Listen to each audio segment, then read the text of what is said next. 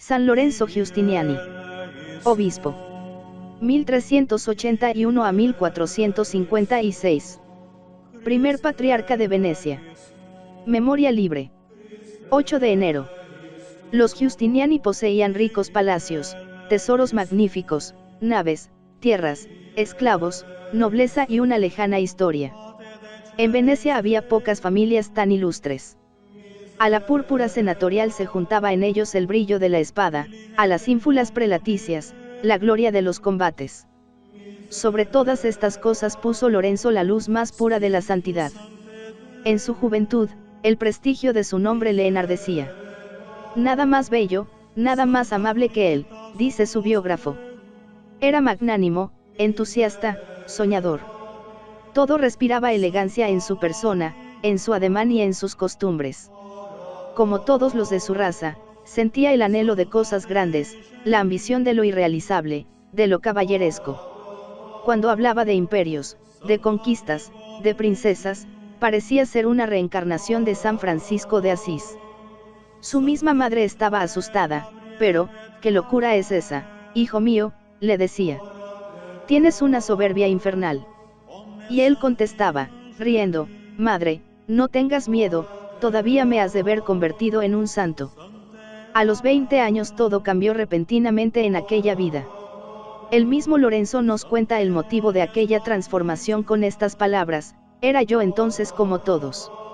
Con ardor apasionado buscaba la paz en las cosas exteriores, sin poder encontrarla.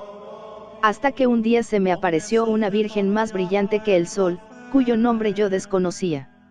Y acercándose a mí, me dijo con dulce palabra y rostro sonriente: oh joven amable, ¿por qué derramas tu corazón en tantas cosas inútiles? Lo que buscas tan desatinadamente te lo prometo yo si quieres tomarme por esposa. Preguntóla por su nombre y por su alcurnia, y ella me dijo que era la sabiduría de Dios. Le di mi palabra sin vacilación alguna, y, después de abrazarnos, desapareció.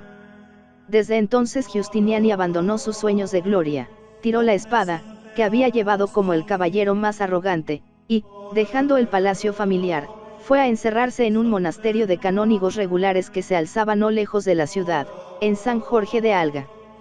Su nueva vida se resume en esta sentencia, que solía repetir a los que le hablaban de moderar sus rigurosas mortificaciones: veo que los mártires caminaron al cielo derramando la sangre y los confesores macerando la carne, no encuentro más caminos. En la soledad del claustro empezaba a encontrar el novicio la realización de sus más locas esperanzas. Vivía en una alegría perfecta, en la exaltación más jubilosa de todo su ser.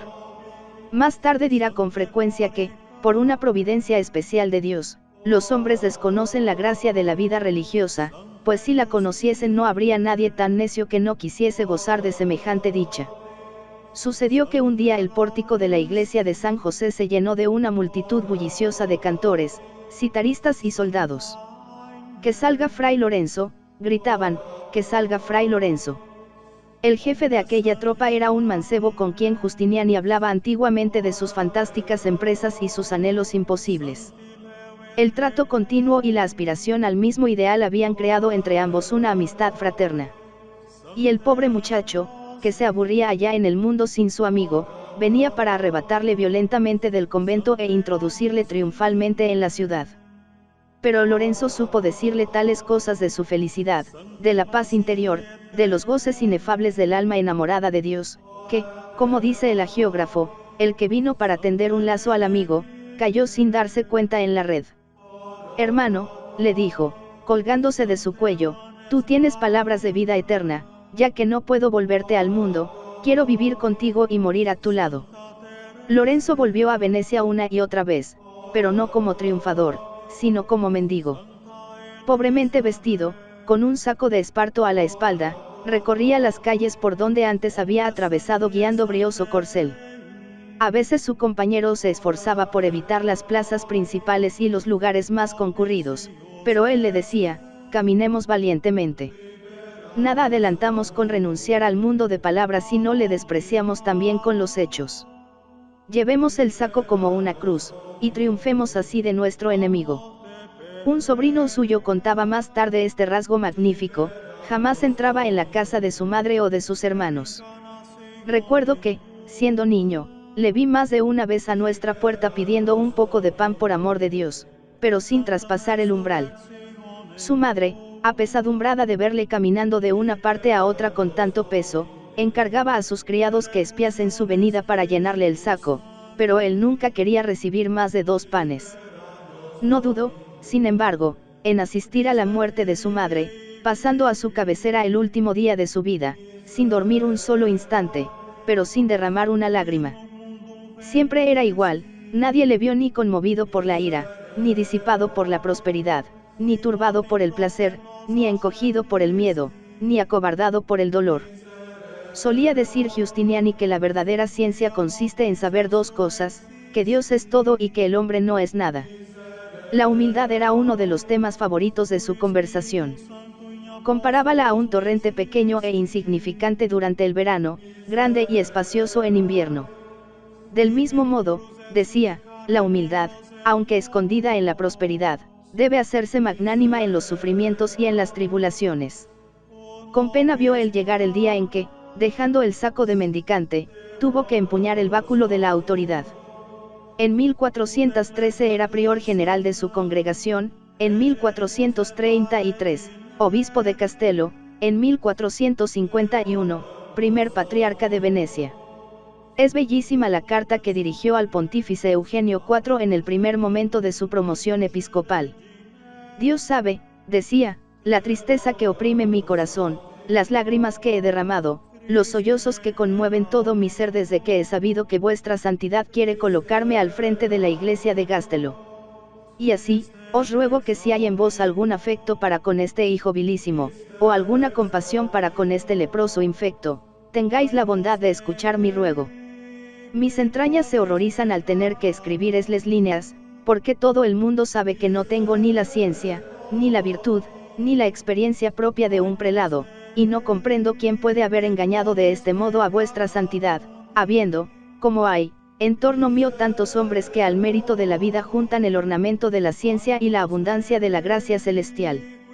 Fue inútil resistir. El pontífice confirmó su decisión, y Lorenzo tuvo que ceder. Realizó con perfección admirable el ideal sublime del oficio pastoral, fue doctor de la verdad, padre del pueblo, columna de la patria y luminar de su tiempo. Esto, cuando en la cristiandad resonaban todavía aquellas duras palabras de Santa Catalina de Siena, nuestro dulce Cristo quiere que se estirpen 2 llagas que han corrompido a su esposa, la solicitud excesiva por la familia y la demasiada indulgencia. Pero hay 3 vicios que atormentan, sobre todo, el corazón de Cristo, la avaricia, la lujuria y el orgullo. Esta triple corrupción ha invadido a la esposa de Disto, es decir, a los prelados, que solo buscan las delicias de la vida, el aumento del poder y la abundancia de las riquezas. Son precisamente las 3 cosas que más odiaba Giustiniani. Cuando un obispo tenía que aparecer en público rodeado de un ejército de pajes y servidumbre, él no admitió jamás en su casa más que 5 familiares. Todo en torno suyo respiraba una sencillez patricia y evangélica al mismo tiempo. La tapicería y la argentería estaban desterradas de su servicio. Su mesa, frugal, su lecho, de paja, su alimento, ordinario, su vajilla, de hierro, de barro y de cristal. Su familia, como él solía decir, eran los pobres de Cristo. Todos tenían entrada hasta él, y por orden suyo, un grupo de señoras tenía el encargo de buscar las familias agobiadas por el dolor, por la pobreza o por cualquier clase de necesidad. En un invierno prolongado se vieron llegar al puerto navios cargados de lina, que el obispo distribuía luego entre los humildes de la ciudad. La bondad parecía haber tomado el nombre del obispo de Venecia. Tuvo un don maravilloso, dice el autor de su vida, y es que todos los que habían estado con él se despedían con el alma llena de gozo y de paz. Los buenos le querían y los malos le respetaban. Todo en él inspiraba el amor, su conversación, sus miradas, sus movimientos, lo que hacía, lo mismo que lo que decía. El pueblo prorrumpía en gritos de alborozo cuando en la catedral de San Marcos aparecía la figura de su pastor, alta, grácil, noble, pálida y llena de placidez y distinción. Hubiérase dicho un ángel, más que un hombre. Sabía imponer el deber sin hacerse odioso, sabía ser austero sin dejar de ser amable. Juntaba la prudencia humana con la sabiduría divina, y sus consejos eran oráculos para los que gobernaban la ciudad. Hubo un momento, sin embargo, en que pareció que toda Venecia se le echaba encima. Fue con motivo de un decreto que promulgó para reprimir el lujo de las mujeres. El revuelo fue enorme. La aristocracia femenina se sirvió de todos los medios para doblegar el espíritu de aquel obispo demasiado escrupuloso, veredictos de teólogos, influencias cardenalicias, presiones senatoriales. El mismo Dux, irritado con tantas protestas, llamó a Justiniani, y con la mayor altanería le dijo que se metiese en la iglesia y que dejase la calle a la vigilancia de la autoridad secular. Pero fue tal la gravedad y la mansedumbre con que respondió el obispo, que el magistrado se arrojó a sus pies pidiendo perdón, y con lágrimas en los ojos le dijo: «Id, padre, y cumplid con vuestro oficio». Luego repetía sin cesar: «No es un hombre quien me ha hablado, sino un ángel». Donoso Cortés decía que si hubiera de tratar con los hombres del mundo exterior el asunto más espinoso y complicado que darse pueda, tomaría por consejero y director al hombre más místico que encontrara. Y este dicho del gran Donoso lo acreditó en su vida San Lorenzo Justiniani, juntando la experiencia sutil de las cosas humanas y el conocimiento altísimo de los decretos de Dios. No tenía erudición libresca. Fue un diplomático por intuición, fue un místico por infusión. Al morir no se encontró un solo libro en su casa. La oración era su gran maestra, una oración inflamada, entrecortada por los sollozos, humedecida por las lágrimas, sublimada por los éxtasis. Sus meditaciones eran tan profundas, que con frecuencia le sumían en la insensibilidad, le dejaban absorto, arrobado. Celebraba una vez misa el día de Navidad, cuando se sintió lejos de todo cuanto le rodeaba. Una y otra vez se acercó a él el diácono, pero sin lograr arrancarle de su inmovilidad. Al volver en sí, pareció como si despertase de un profundo sueño. «Sigamos, hermanos, sigamos», dijo a los que le rodeaban, «pero, ¿qué haremos de este niño tan hermoso? ¿Cómo le dejaremos desnudo en medio de la nieve?». Así aprendía Lorenzo su ciencia, aquella ciencia de Dios que después derramaba con espontaneidad y abundancia por medio de la palabra y de la pluma. Era inagotable hablando del amor de Dios, de la virtud y de los grandes misterios del cristianismo. Hablaba en el templo y en la calle, con sus familiares y con sus amigos, desde la cátedra pontifical y entre la amenidad de los bosques, sentado bajo una encina. Siendo obispo, el momento mejor de cada día era aquel en que, después de comer, comentaba un capítulo de los libros santos con los que le acompañaban. Cuando era religioso, su mayor placer consistía en conversar con sus hermanos acerca de la vida espiritual. Su lenguaje escrito es también una diaria fácil, natural, agradable, llena de unción y de elegancia. Su latín preludia el Renacimiento, su estilo es florido y torrencial. La abundancia de las palabras y las ideas perjudica a la claridad y la concisión. Sus sermones, sus libros de piedad, sus tratados del matrimonio espiritual del Verbo y de la Liña, del combate interior, de la agonía triunfal de Cristo mediador y del desprecio del mundo, le colocan al lado de Gerson, de Tomás de Kempis y de los mejores escritores religiosos de fines de la Edad Media. Tiene la ventaja de que nos dice lo que ha visto, no lo que ha aprendido. Más que como un erudito, se le puede considerar como un experimental. Es, ante todo, un ascético y un místico. Más que sutilizar en los problemas de la teología, le gusta penetrar en los repliegues del corazón humano, describir las astucias del genio del mal y cantar los inefables deleites del amor divino. La muerte vino en su busca cuando estaba terminando el libro de los grados de la perfección.